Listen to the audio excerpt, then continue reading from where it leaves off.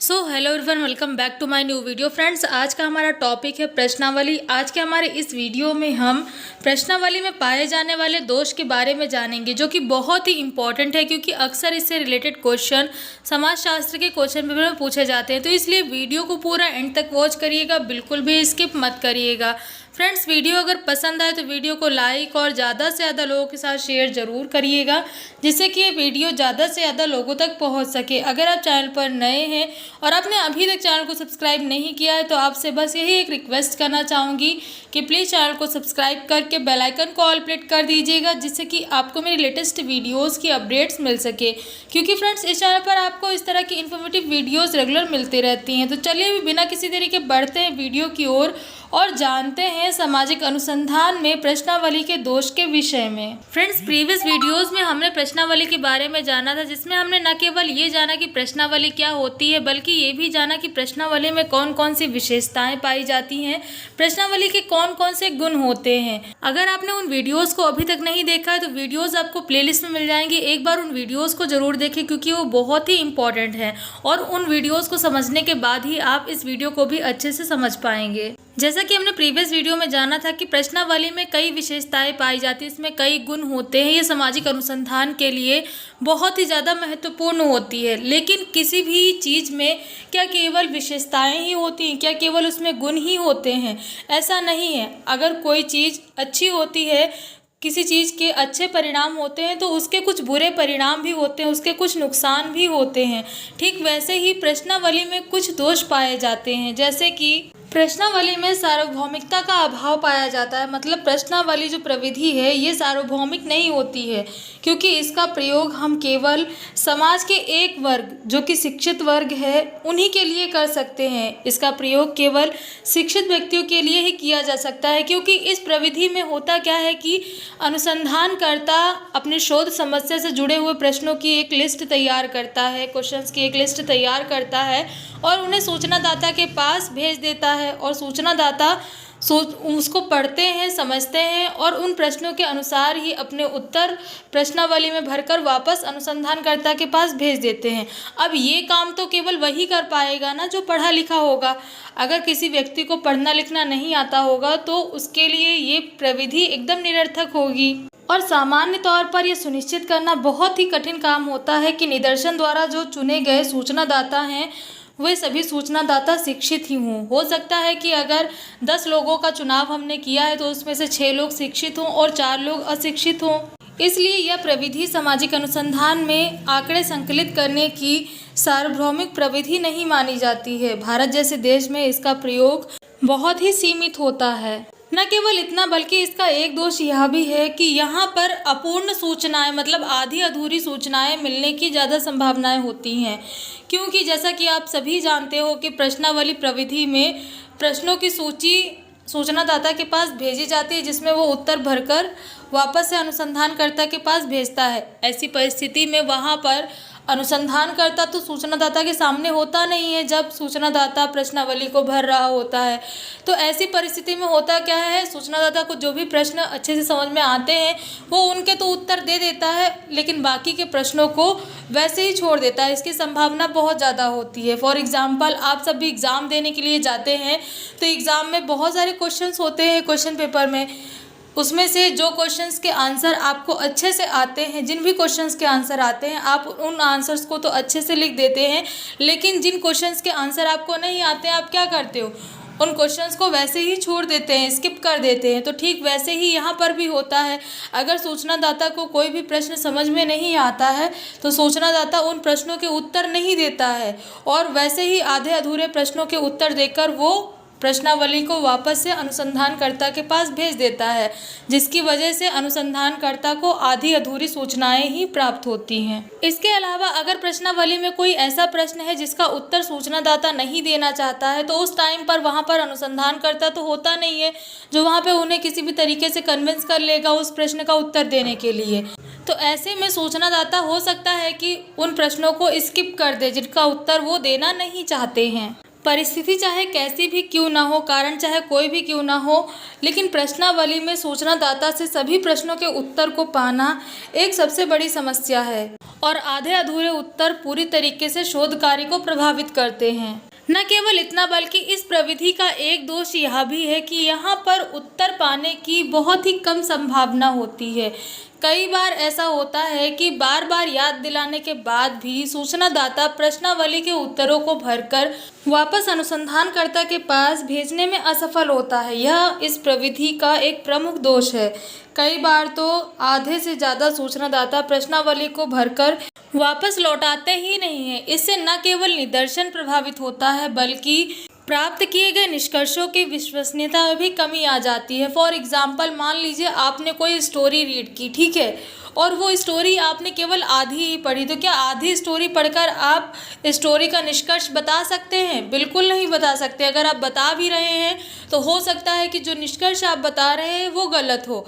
क्यों? वैसे ही यहाँ पर भी होता है। मान लीजिए अगर 10 लोगों का चुनाव किया गया है सूचनादाता के रूप में और उसमें से 5 सूचनादाता ऐसे हैं जो कि उत्तर देते हैं, लेकिन 5 सूचनादाताओं का उत्तर आपको नहीं मिलता है। तो ऐसी परिस्थिति में जिन 5 सूचनादाताओं ने आपको अपने अपने उत्तर लिखकर भेजे हैं प्रश्नावली में, आप उन्हीं उत्तरों के आधार पर ही निष्कर्ष तक पहुँच जाएंगे।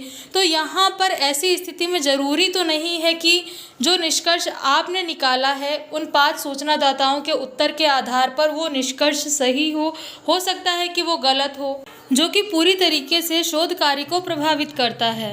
इसके अलावा जैसा कि आप सभी जानते हैं कि इस प्रविधि में अनुसंधानकर्ता और सूचनादाता दोनों एक दूसरे से नहीं मिलते हैं। केवल प्रश्नावली ही डाक के द्वारा सूचनादाता के पास भेजी जाती है, जो कि अनुसंधानकर्ता भेजता है। ऐसी परिस्थिति में ना तो अनुसंधानकर्ता सूचनादाता से मिलता है और ना ही सूचनादाता अनुसंधानकर्ता से। तो यहाँ पर सूचनादाता उस प्रश्नावली के उत्तरों को भरकर वापस करेगा, इसकी संभावना बहुत ही कम हो जाती है। अगर साथ भेजा गया सहगामी पत्र प्रभावशाली ना हो तो यहाँ पर उत्तर मिलने की संभावना ना के बराबर होती है, क्योंकि यहाँ पर अनुसंधानकर्ता सूचनादाता को कन्विंस नहीं कर पाता है सामने से कि वो उनके प्रश्नों के उत्तर दे दे। उदाहरण के तौर पर मान लीजिए अगर कोई व्यक्ति आपसे कुछ प्रश्नों के उत्तर पूछता है, ठीक है, जिसको आप ना तो जानते हो, ना पहचानते हो, ना आपने कभी देखा है, उसने बस केवल क्वेश्चंस लिख करके आपके पास भेज दिए और वो चाहता है कि आप उसके आंसर्स दे दे, तो क्या आप ऐसे ही आंसर उसके दे देंगे? नहीं देंगे, बल्कि आप ये जानना चाहेंगे कि वो कौन है, आपसे उन आंसर्स को क्यों चाहता है, सब जानकर ही आप उसको देंगे।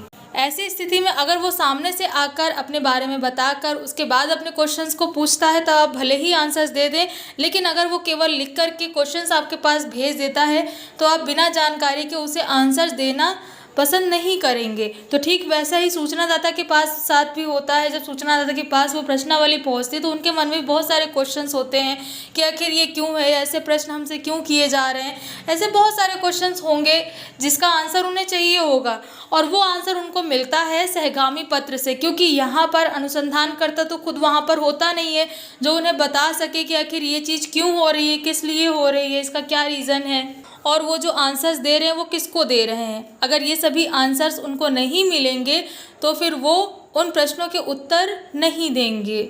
इस प्रविधि में कई बार संबंधों की जो औपचारिकता है ये प्रश्नावली प्रविधि का एक दोष बन जाती है।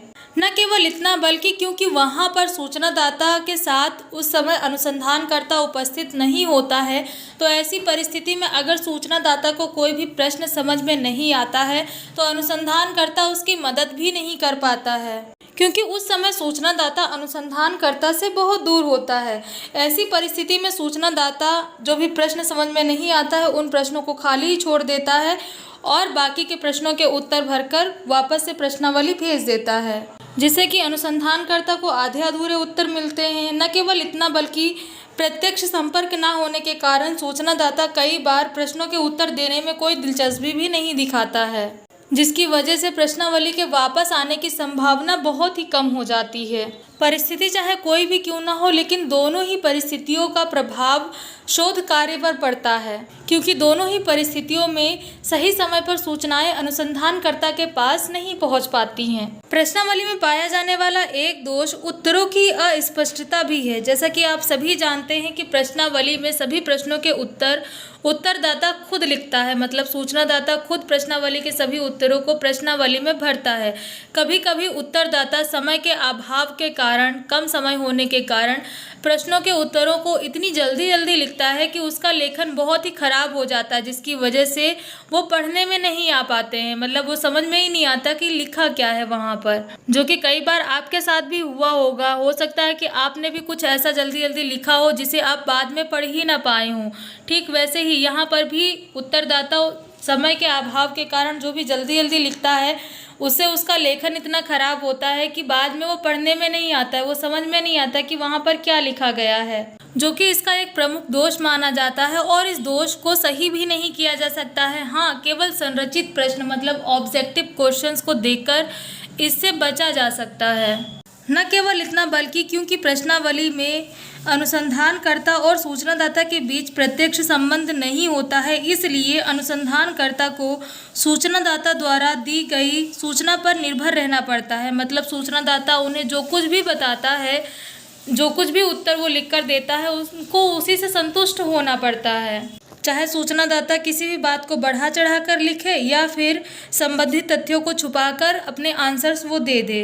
उनके द्वारा मिली हुई सूचनाओं की विश्वसनीयता की जांच नहीं की जा सकती है, जिसकी वजह से गलत सूचनाओं के आधार पर निकाले गए निष्कर्ष भी गलत होते हैं। निष्कर्ष रूप से हम ये कह सकते हैं कि प्रश्नावली प्रविधि में कई सीमाएं हैं, लेकिन इन सीमाओं के बावजूद भी हम इस बात से इनकार नहीं कर सकते हैं कि प्रश्नावली कम समय में जल्दी सूचनाएं एकत्रित करने की सबसे अच्छी प्रविधि है, इसलिए इसका प्रयोग दिन पर दिन बढ़ता जा रहा है। अगर हम इस प्रविधि का प्रयोग करते समय कुछ बातों को ध्यान में रखें तो हमारा जो निष्कर्ष होगा वो भी एकदम सही होगा और हमारा शोध कार्य अवश्य ही सफल होगा। तो फ्रेंड्स, ये थी जानकारी सामाजिक अनुसंधान में प्रश्नावली के दोष के विषय में। आई होप वीडियो में दी गई जानकारी आपको पसंद आई होगी। वीडियो में दी गई जानकारी कैसी लगी कमेंट करके जरूर बताएं। फ्रेंड्स, इस टॉपिक से रिलेटेड अगर आपका कोई भी क्वेश्चन है तो उसे आप हमें कमेंट बॉक्स के जरिए बता सकते हैं।